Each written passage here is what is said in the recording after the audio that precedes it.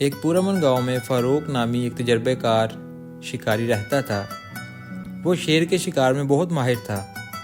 ایک بار اس گاؤں کے قریب جنگل میں ایک آدم خور شیر آ گیا۔ چونکہ گاؤں والوں کے کھیت اس جنگل کے پار تھے، اس وجہ سے گاؤں والے بہت پریشان تھے۔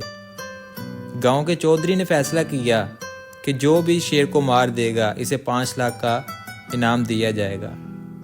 فاروق خان نے شیر کو مارنے کا فیصلہ کیا۔ وہ شکار کرنے سے پہلے پوری منصوبہ بندی کرتا تھا۔ اس نے اگلے روز ایک نئی بندوق، ایک نیا شکاری چاقو اور 2 جال خرید لیے۔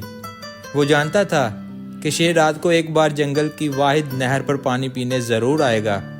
چنانچہ وہ ایک درخت کے اوپر چڑھ گیا اور جال کو نہر کے چاروں طرف پھیلا دیا۔ جلد ہی شیر اس جال میں بری طرح پھنس گیا اور فاروق نے اسے آسانی سے شکار کر لیا۔ اگلے روز جب اس نے یہ بات گاؤں والوں کو بتائی تو وہ بہت خوش ہوئے، مگر اب چودھری کے دل میں لالچ پیدا ہو گیا۔ اس نے انعام دینے سے انکار کر دیا۔ اب فاروق خان کو بہت غصہ آیا۔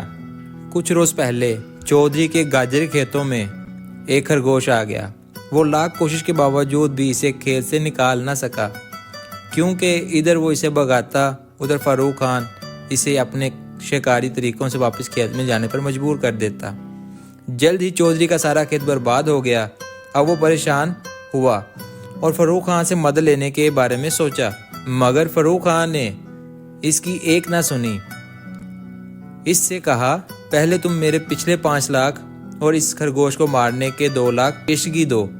آخر چودھری کو 7 لاکھ روپے دینے پڑے، تب کہیں جا کر اس نے اس خرگوش کو بھگایا۔ پیارے ناظرین و سامعین، اس کہانی سے ہمیں یہ سبق ملتا ہے کہ اگر ہم کسی سے وعدہ کرتے ہیں تو اس وعدے کو پورا کیا جائے، چاہے اس وعدہ کو پورا کرتے ہوئے آپ کو کافی بھاری رقم ادا کرنا پڑے، لیکن زبان کو پورا کرنا چاہیے۔ اگر آپ نے بھی کسی کی رقم اب تک ادا نہیں کی تو فوراً دے دیں، کہیں ایسا نہ ہو کہ۔ امید کرتے ہیں کہ آپ کو ہماری آج کی ویڈیو پسند آئی ہوگی۔ اپنی قیمتی رائے سے ہمیں کمنٹ باکس میں لازمی آگاہ کیجیے گا۔ انشاءاللہ بہت جلد آپ کی خدمت میں ایک نئی کہانی کے ساتھ حاضر ہوں گے۔ تب تک کے لیے اللہ حافظ۔